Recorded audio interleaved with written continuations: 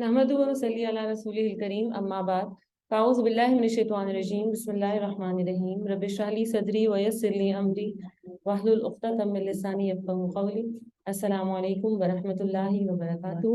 سورۃ سبا شروع کرنے لگے۔ يعلم ما يلج في الأرض وما يخرج منها وما ينزل من السماء وما يعرج فيها وهو الرحيم الغفور. وقال الذين كفروا لا تأتينا الساعة قل بلى وربي لتأتينكم عالم الغيب لا يعزب عنه مثقال ذرة في السماوات ولا في الأرض ولا أصغر من ذلك ولا أكبر إلا في كتاب مبين ليجزي الذين آمنوا وعملوا الصالحات أولئك لهم مغفرة ورزق كريم. والذين سعوا في آياتنا معاجزين أولئك لهم عذاب من رجز أليم. ويرى الذين أوتوا العلم الذي أنزل إليك من ربك هو الحق ويهدي إلى صراط العزيز الحميد. وقال الذين كفروا هل ندلكم على رجل ينبئكم إذا مزقتم كل ممزق إنكم لفي خلق جديد أفترى على الله كذبا أم به جنة بل الذين لا يؤمنون بالآخرة في العذاب والضلال البعيد. أفلم يروا إلى ما بين أيديهم وما خلفهم من السماء والأرض إن نشأ نخسف بهم الأرض أو نسقط عليهم كسفا من السماء إن في ذلك لآية لكل عبد منيب. ولقد آتينا داود منا فضلا يا جبال أوبي معه والطير وألنا له الحديد أن اعمل سابغات وقدر في السرد واعملوا صالحا إني بما تعملون بصير. ولسليمان الريح غدوها شهر ورواحها شهر وأسلنا له عين القطر ومن الجن من يعمل بين يديه بإذن ربه ومن يزغ منهم عن أمرنا نذقه من عذاب السعير. يعملون له ما يشاء من محاريب وتماثيل وجفان كالجواب وقدور الراسيات اعملوا آل داود شكرا وقليل من عبادي الشكور. فلما قضينا عليه الموت ما دلهم على موته إلا دابة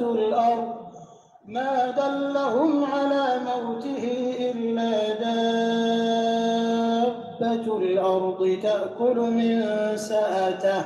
فلما خر تبينت الجن أن لو كانوا يعلمون الغيب ما لبثوا في العذاب المهين. لقد كان لسبإ في مسكنهم آية جنتان عن يمين وشمال كلوا من رزق ربكم واشكروا له بلدة طيبة ورب غفور. فأعرضوا فأرسلنا عليهم سيل العرم وبدلناهم بجنتيهم جنتين ذواتي أكل خمط وأثل وشيء من سدر قليل ذلك جزيناهم بما كفروا وهل نجازي إلا الكفور. وجعلنا بينهم وبين القرى التي باركنا فيها قرى ظاهرة وقدرنا فيها السير سيروا فيها ليالي وأياما آمنين فقالوا ربنا باعد بين أسفارنا وظلموا أنفسهم فجعلناهم أحاديث ومزقناهم كل ممزق إن في ذلك لآيات لكل صبار شكور ولقد صدق عليهم إبليس ظنه فاتبعوه إلا فريقا من المؤمنين وما كان له عليهم من سلطان إلا لنعلم من يؤمن بالآخرة ممن هو منها في شك وربك على كل شيء حفيظ. اعوذ باللہ من الشیطان الرجیم بسم اللہ الرحمن الرحیم سورۃ سبا. اللہ تعالیٰ فرماتے ہیں الحمدللہ الذی لہ ما فی السماوات وما فی الارض ولہ الحمد فی الآخرہ وہو الحکیم الخبیر. حمد اس خدا کے لیے جو آسمان اور زمین کی ہر چیز کا مالک ہے اور آخرت بھی اسی کے لیے حمد ہے. وہ دانا اور باخبر ہے. جو کچھ زمین میں جاتا ہے اور جو کچھ اس سے نکلتا ہے اور جو کچھ آسمان سے اترتا ہے جو کچھ اس میں چڑھتا ہے ہر چیز کو وہ جانتا ہے اور وہ رحیم اور غفور ہے. منکرین کہتے ہیں کیا بات ہے قیامت ہم پر آ نہیں رہی. تو کسم ہے میرے عالم الغیب پروردگار کی وہ تم پر آ کر رہے گی. اس سے ذرا برابر کوئی چیز نہ آسمانوں میں چھپی ہوئی ہے نہ زمین میں. لا یعزبو یعنی اس سے یعزب مطلب ہوتا ہے کوئی چیز بہت دیر سے چھپی ہوئی ہو آنکھوں سے دیکھ نہیں جا سکتی ہو بہت دور ہو. کوئی ایسی چیز ہے جو اتنی دور ہے کہ آپ اس کو دیکھ ہی نہیں سکتے. ٹھیک ہے. اور مثقال ذرا وہ ہے بھی بہت چھوٹی سی. اب میرے اور آپ کے پاس کوئی اتنی سی چھوٹی سی چیز پڑی ہو یہاں پڑی ہو تو میں اس کو نہیں دیکھ سکتی. اللہ سبحانہ و تعالیٰ وہ ذات ہے کہ جو اتنی چھوٹی سی چیز ہے وہ بہت دور ہو کہیں. اور سورۃ لقمان پڑھ چکے ہیں اس میں بھی اس طرح کی بات آپ نے پڑھی ہے. تو جہاں بھی ہو کہیں بھی ہو دور اللہ سبحانہ و تعالیٰ سے چھپی نہیں ہے. یعنی مجھے اور آپ کو اللہ تعالیٰ کیوں بتا رہے ہیں کہیں بھی کریں گناہ کہیں بھی کریں دل میں پلاننگ کریں کچھ سوچیں چھپ کے کریں کمرے میں بیٹھیں کوئی نہیں دیکھ رہا اللہ سبحانہ و تعالیٰ آپ کو معلوم ہے اور وہ دیکھ بھی رہے ہیں.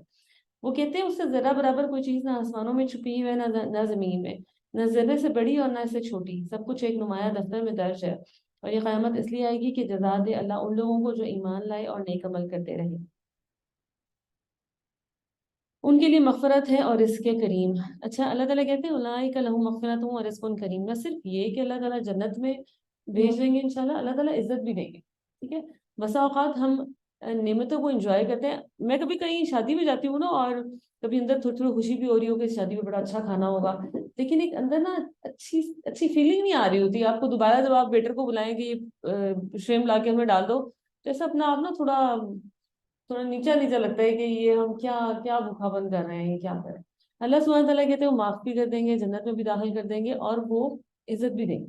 رسپیکٹ ہو کریم کا لفظ استعمال کیا یعنی کہ ایک تو ہم ان چیزوں کو حق سمجھ کے استعمال کریں گے اور کوئی دوبارہ مانگنے سے یا کوئی زیادہ کھانے سے کوئی مسئلہ نہیں ہے کوئی پریشانی نہیں ہے وہ ہمارا ہی ہے.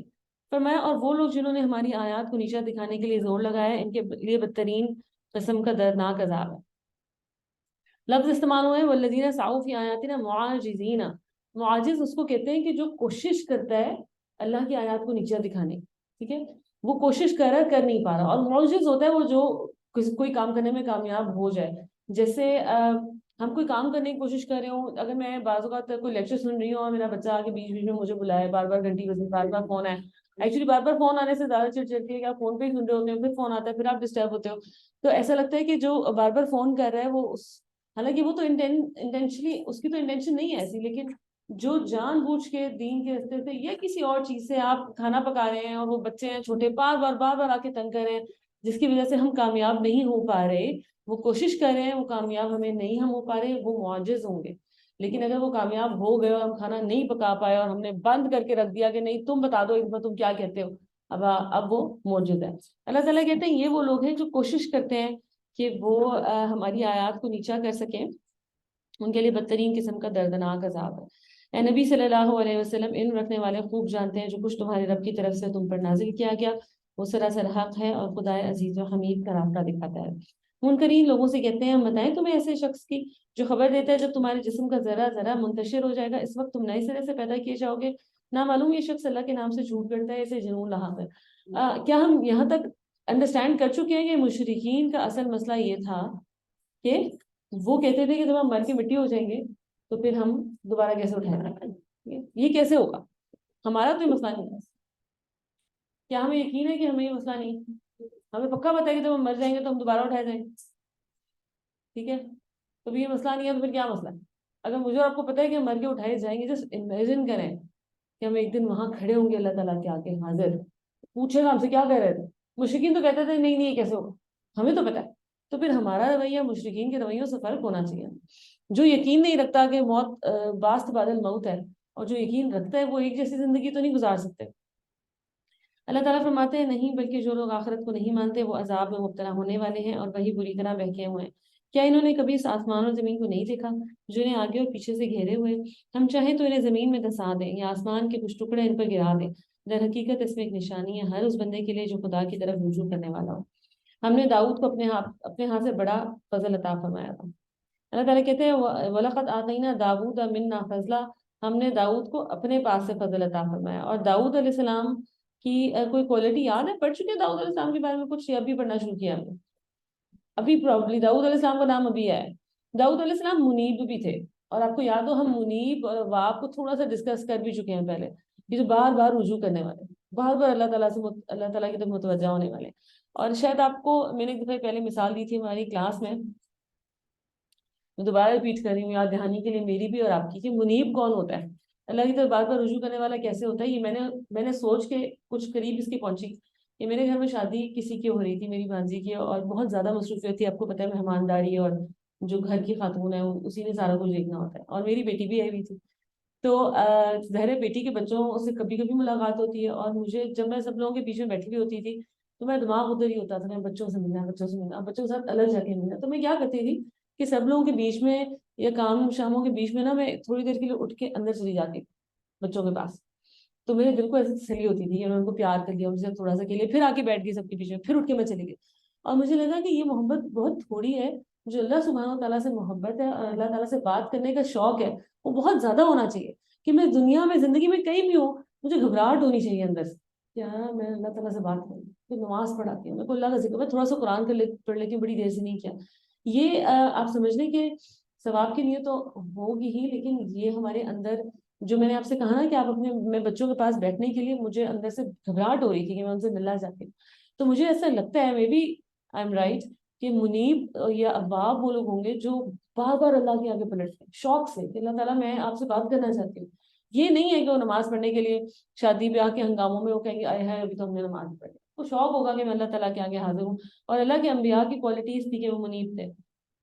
اللہ تعالیٰ کہتے ہیں یا جبالو اوبی معاہ والطیر، اے پہاڑوں، اوبی یعنی کہ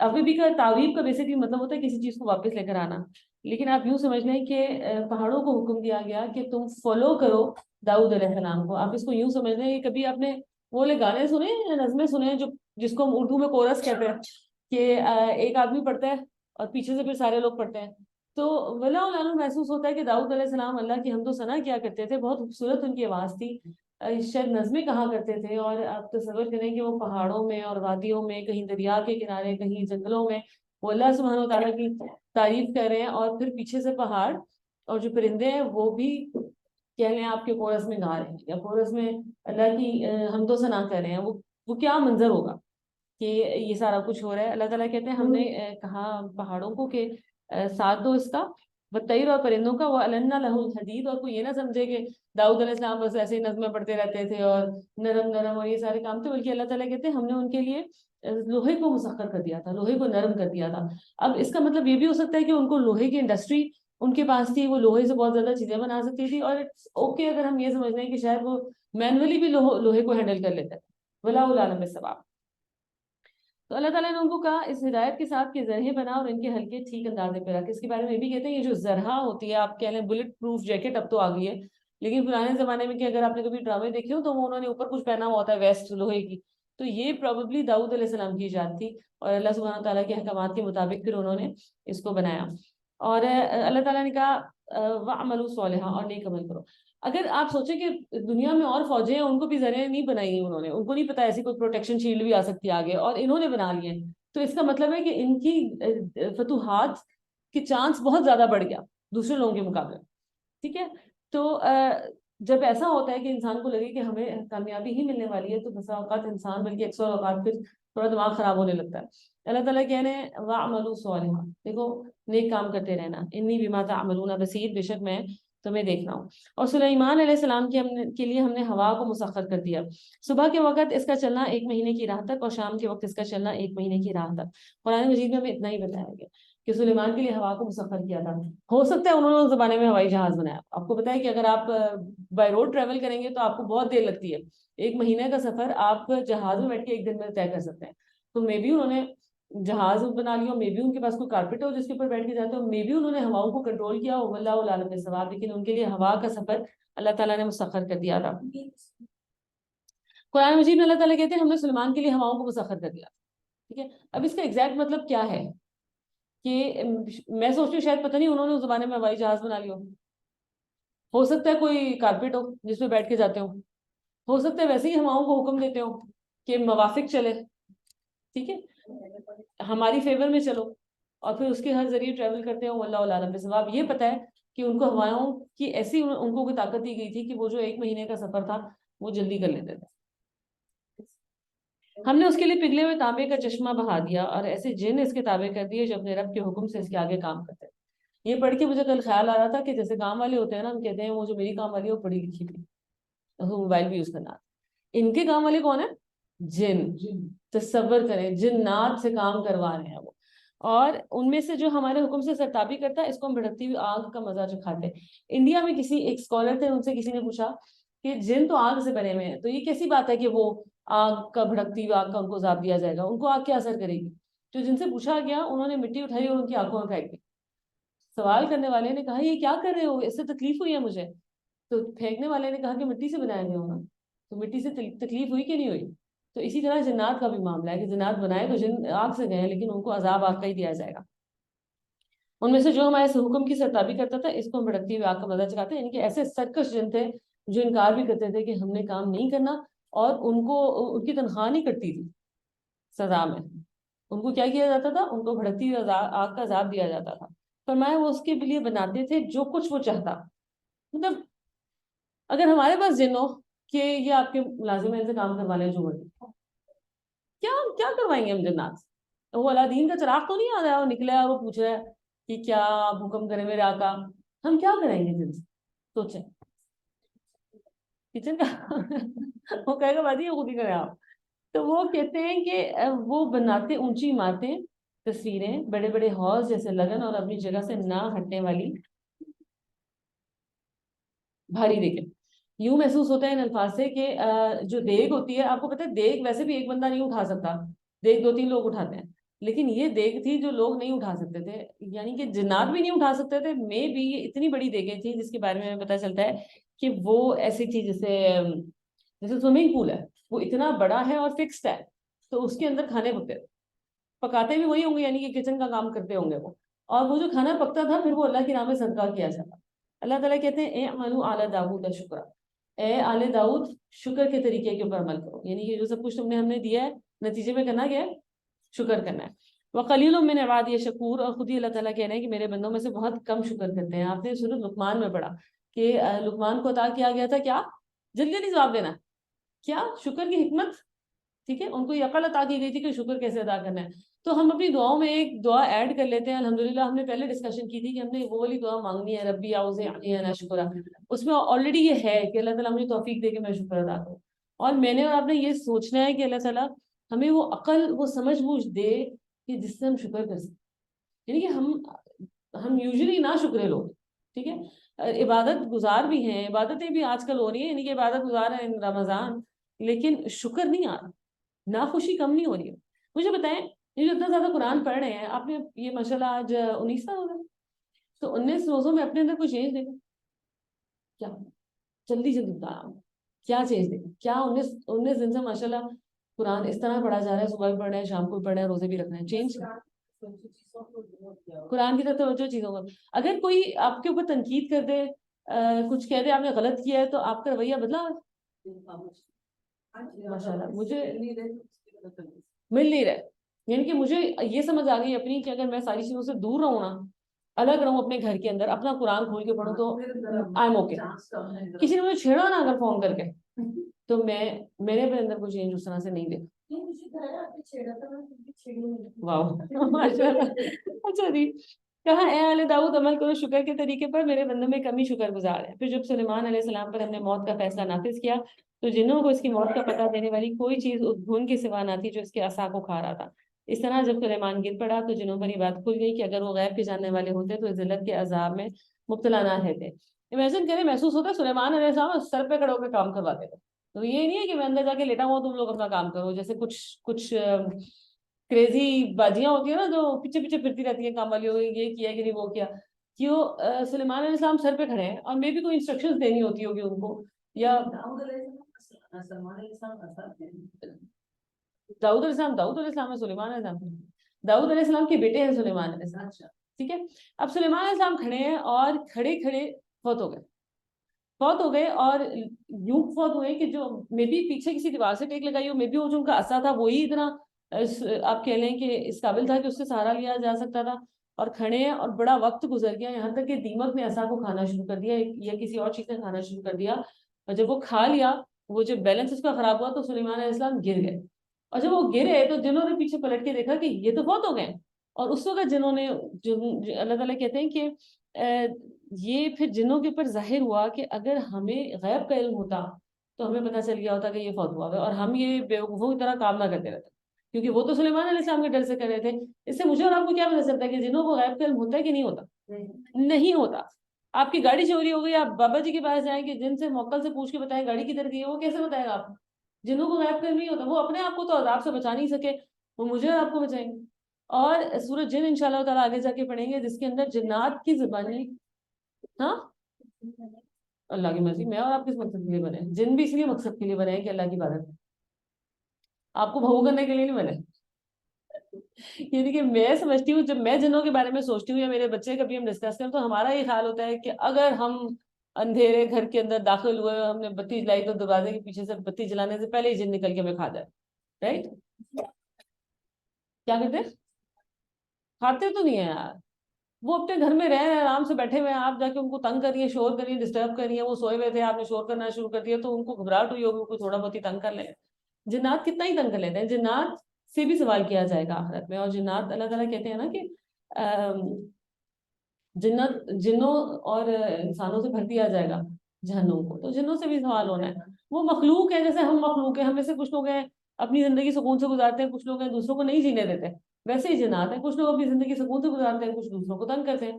لیکن ان کو اختیار اتنا نہیں ہے کہ وہ مجھے اور آپ کو بہت ہی زیادہ تنگ کر لیں، اس چیز کا اختیار. ٹھیک ہے. سب سے پہلی بات ہے کہ جنات کے پاس غیب کا علم نہیں ہے. سورۃ جن میں انشاءاللہ پڑھیں گے کہ جنوں کی زبانی اللہ تعالیٰ بتاتے ہیں کہ انسانوں میں سے کچھ لوگ تھے جو جنہوں نے اتنا بڑا بنا لیا تھا کہ وہ جنوں کی پناہ مانگا کرتے تھے، جس کی وجہ سے جنوں کی سرکشی بڑھ گئی. یہ بات میں نے آپ کو پہلے بھی آپ سے ڈسکس کی کہ میں بھی کچھ ایسے لوگوں کو جانتی ہوں. ایک دفعہ مجھے بھی کسی نے کہا کہ مجھے کسی نے بتایا تھا کہ کوئی چیز نہ مل رہی ہو نا تو تم کہو کہ جس نے بھی اٹھائی ہے پلیز واپس رکھ دے. یعنی کہ اس کا مطلب یہ تھا کہ جس جن نے اٹھا لیا میری چیز پلیز اس کو واپس رکھ دو. تو یہ کر سکتے ہیں؟ یہ نہیں کر سکتے.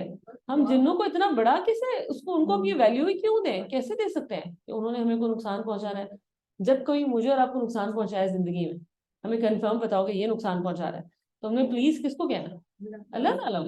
ہم نے لوگوں سے تھوڑی کہنا کہ پلیز پلیز آپ ہمیں یہ نہ کریں. ہم نے جنوں کو بھی نہیں کہنا. ہمیں تو پتہ ہی نہیں ہے کہ وہ کوئی بچہ اٹھا کے لے گیا تھا چیز یا جن اٹھا کے لے گیا. تو یہ ایک مینٹیلٹی ہے جو ڈیولپ کی گئی ہے.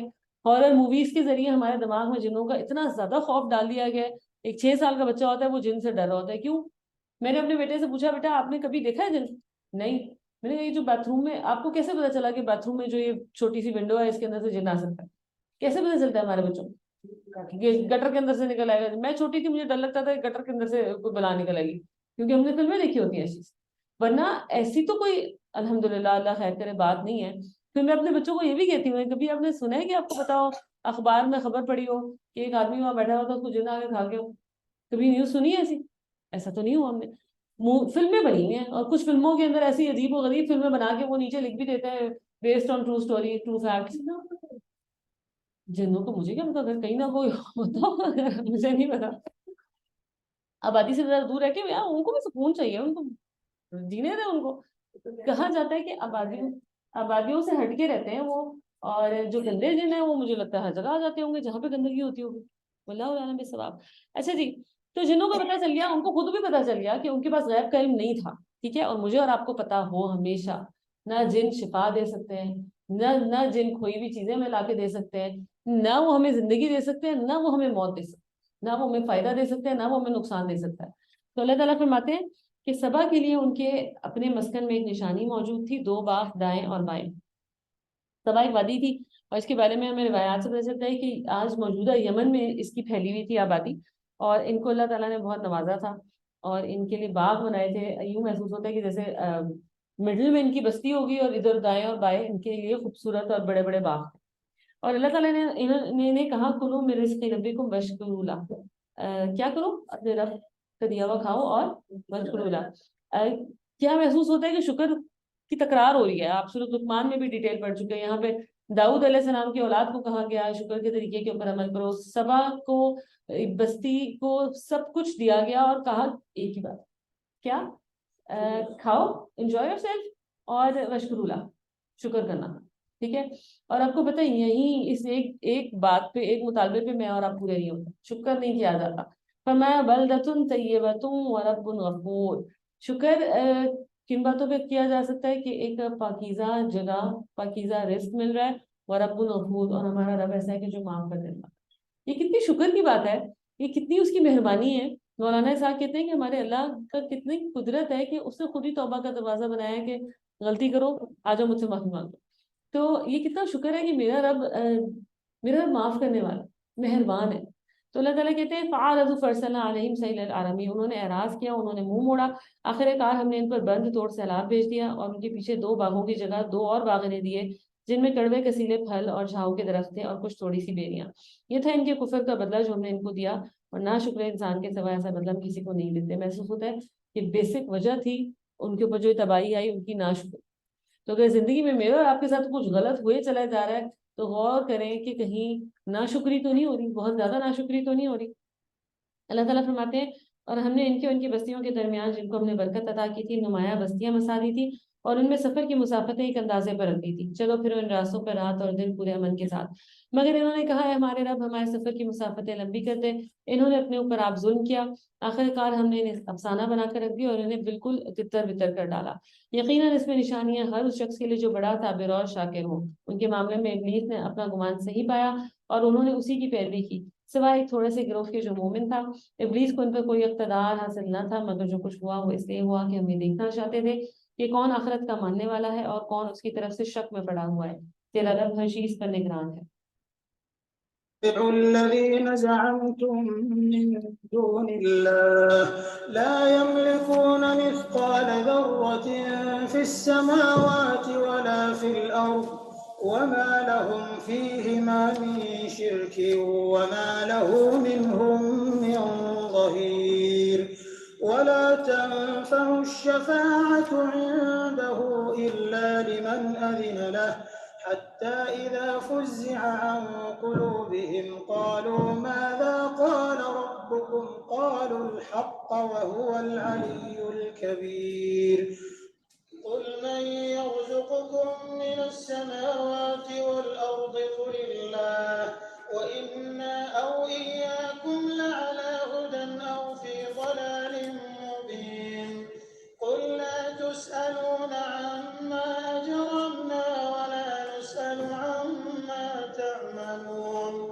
قل يجمع بيننا ربنا ثم يفتح بيننا بالحق وهو الفتاح العليم قل أروني الذين ألحقتم به شركاء كلا بل هو الله العزيز الحكيم وما أرسلناك إلا كافة للناس بشيرا ونذيرا ولكن أكثر الناس لا يعلمون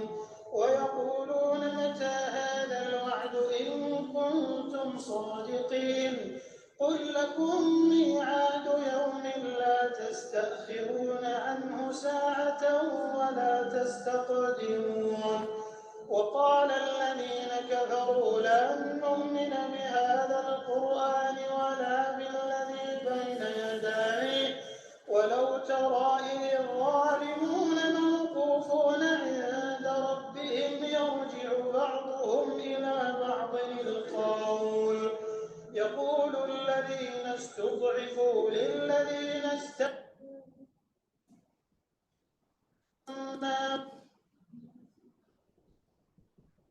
استكبروا للذين استضعفوا أنحن صدناكم الهدى بعد إذ جاءكم بل كنتم مجرمين وقال الذين استضعفوا للذين استكبروا مكر الليل والنهار إذ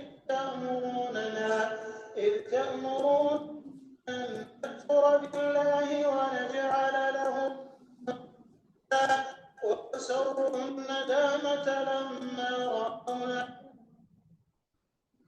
الأغلال في أعناق الذين كفروا هل تجزون إلا ما كانوا يعملون وما أرسلنا في قرية من نذير إلا قال مترفوها إنا بما أرسلتم به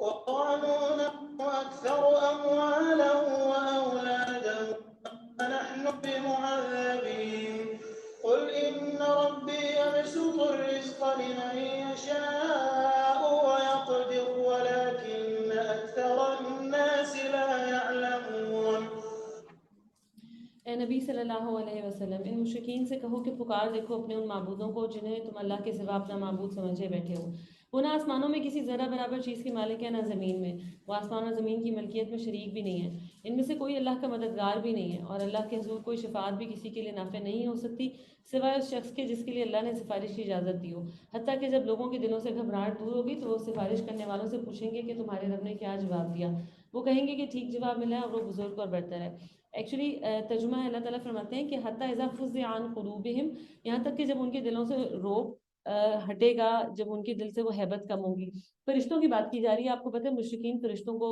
اللہ کی بیٹیاں نعوذ باللہ کہا کرتے تھے اور ان کی بھی عبادت غالباً کرتے تھے تو اللہ تعالیٰ کے ان کا معاملہ یہ ہے کہ ایک تو ان کو کوئی سفارش کرنی جب تک اللہ کی اجازت نہ ہو اور وہ خود ایسے ہیں ان کا معاملہ اللہ تعالیٰ کے ساتھ ایسے ہے کہ جب کوئی اوپر کے آسمانوں پہ کسی فرشتوں کو اللہ سبحانہ و تعالیٰ کی طرف سے کوئی حکم آتا ہے اور یہ نیچے والے بھی اس کو سنتے ہیں تو ان کے دل ڈر جاتے ہیں ان کے اوپر روب طاری ہو جاتا ہے اور یہاں تک کہ جب ان کے دل سے وہ روب ہٹتا ہے تو پھر پوچھتے ہیں کہ قالوا ماذا وہ پوچھتے ہیں کیا ہوا ہے کیا کہا ہے رب نے قال ربکم ان کو بتایا جاتا ہے تمہارا رب قالوا الحق تو وہ کہتے ہیں ہاں یہ حق ہے وهو العلی الکبیر